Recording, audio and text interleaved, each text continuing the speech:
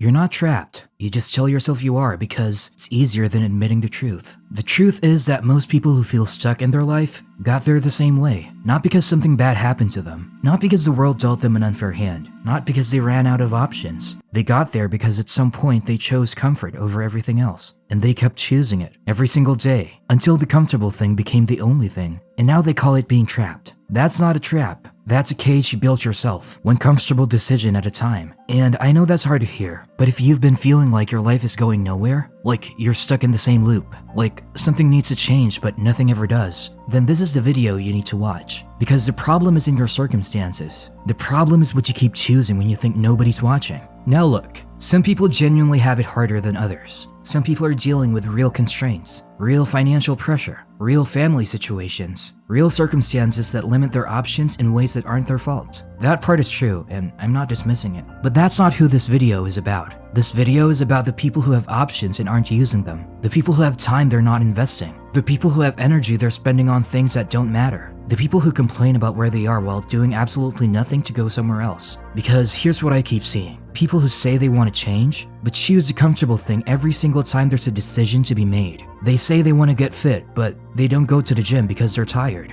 They say they want to build something, but they don't start because they don't know where to begin. They say they want a different life, but they spend every evening doing the exact same thing they did yesterday. That's not being trapped. That's choosing comfort and calling it circumstances. And until you're honest about which one it actually is, nothing is going to change. Here's what nobody talks about when it comes to comfort. It's not just that comfort stops you from growing. It's that comfort actively shrinks you. The more you choose it, the smaller your life gets. And it happens so slowly, you don't even notice until you're years deep in wondering how you got here. Think about how it works. You avoid one uncomfortable conversation, and it gets easier to avoid the next one. You skip the gym once because you're tired and skipping becomes the default. You put off starting the thing for one more week, and one more week becomes one more year. Every time you choose comfort over the thing that requires something from you, the threshold for what feels uncomfortable goes up. Things that should feel normal start feeling scary. Decisions that should be easy start feeling impossible. And then you wonder why your life feels small, why nothing exciting happens, why you feel like you're watching everyone else move while you stand still. You didn't run out of opportunities. You trained yourself to avoid anything that felt hard,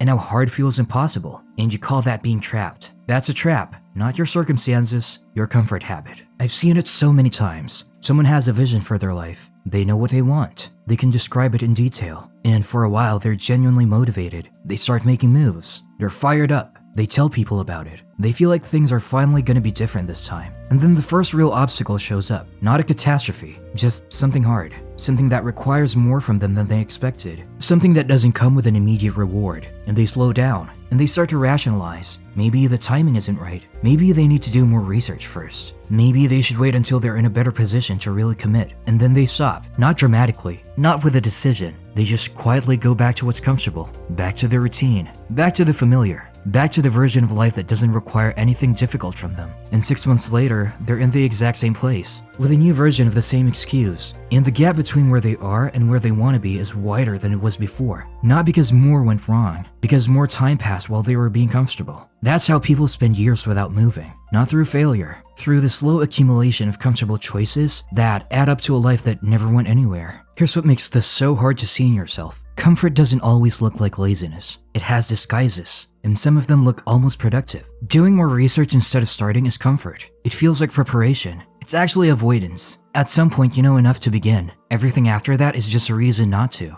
Waiting for the right moment is comfort. The right moment doesn't exist. There's only this moment and whether you use it or not. People who wait for the right moment are still waiting. Staying in the bad job because it pays okay is comfort. Not because leaving is impossible, because leaving is uncertain, and uncertain is uncomfortable. So you trade your time and your potential for the certainty of a paycheck that's just good enough to keep you from making a move. Staying in the city that isn't working for you because you know people there is comfort. Staying in the relationship that's going nowhere because starting over feels hard is comfort. Not reading the book, not having the conversation, not making the call, not sending the email. All of it is comfort, and none of it feels like comfort in the moment. In the moment, it feels reasonable. It feels like you're being smart. It feels like you're just not quite ready yet. But the pattern, which you've been choosing every day for the last year, that tells the real story. And the real story is that you've been choosing the thing that requires less from you every single time. So what is actually going on here? What is the real thing underneath all of this? The real thing is fear, but not the fear people talk about. Not fear of failure. Fear of discomfort. Fear of the feeling of doing something hard when the outcome isn't guaranteed. Fear of being in an uncertain situation where you don't know how it's going to turn out. Fear of the gap between where you are and where you want to be being visible to other people. And that fear is completely understandable, but it's also completely disabling if you let it run the show. Because everything worth having in life is on the other side of discomfort. Every relationship that's real required vulnerability, which is uncomfortable. Every skill that's valuable required a period of being bad at it, which is uncomfortable. Every version of yourself that's better than the current one required you to be honest about what's not working, which is uncomfortable. Comfort is the avoidance of all of that. And people who optimize for comfort, who makes their decisions based on what feels safest and easiest and most familiar, they don't get those things. They get a life that's fine, a life that's manageable, a life that never asks too much from them and gives very little back. And then they call it being trapped. And they look at people who build something and assume they had advantages, better circumstances, better opportunities, better luck.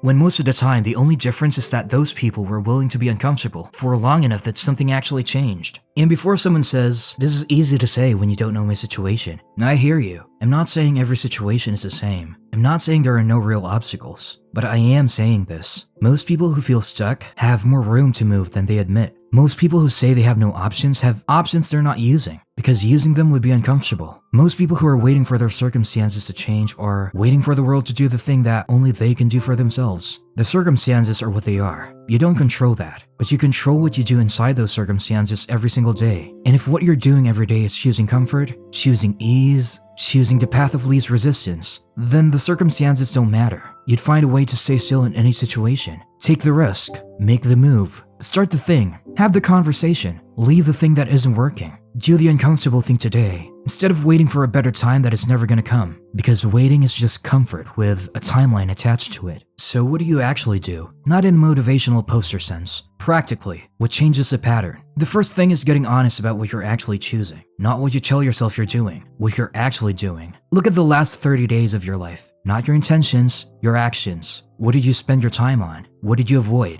What decisions did you make when there was an easier option and a harder option? Because the pattern is in the data, and most people don't look at the data because the data is uncomfortable. The second thing is making the uncomfortable thing the default instead of the exception. Most people treat discomfort as something to get through before they can get back to comfort. Flip it. Make comfort the exception. Make doing the hard thing the baseline. Not forever. Not in every area of your life at once. Just in the one area that matters most right now. One area where you've been consistently choosing the easy thing over the right thing. The third thing is shrinking the gap between deciding and doing. Most people lose their nerve in the space between thinking about something and actually doing it. The longer that gap, the more room there is for comfort to win. So make it smaller. Don't think about going to the gym. Put your shoes on. Don't think about starting the thing. Open the document. Don't think about having the conversation. Send the first message. The hardest part is always the gap between deciding and starting. Close it. Here's where this ends up. Two versions of the same person 5 years from now. The first version kept choosing comfort every day. Nothing dramatic. Just a small consistent choice to take the easier path. And 5 years later, they're in a slightly worse version of the same situation. A little more settled into the routine. A little further from the thing they said they wanted. A lot better at explaining why things didn't work out. And completely unable to see that they chose this every single day. The second version started making a different choice. Not all at once, not through some dramatic transformation. Just started choosing the uncomfortable thing more often than a comfortable thing.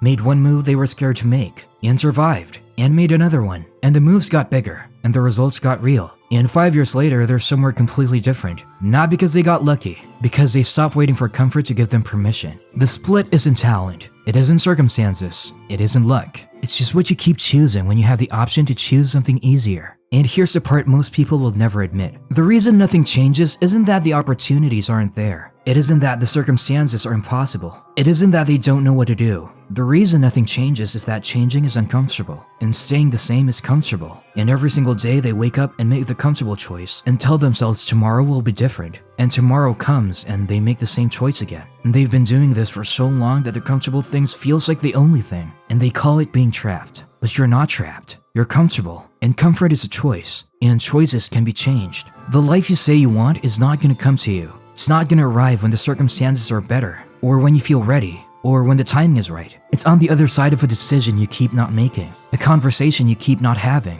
a move you keep not making, a version of yourself that's waiting for you to stop choosing the easy thing long enough to actually become it. So stop calling it a trap. Stop blaming the circumstances. Stop waiting for permission or the right moment or someone to tell you it's okay. You know what needs to change. You've known for a while. The only question is whether you're gonna keep choosing comfort or start choosing something that actually costs you something. Because the only real trap is the one you keep choosing to stay in.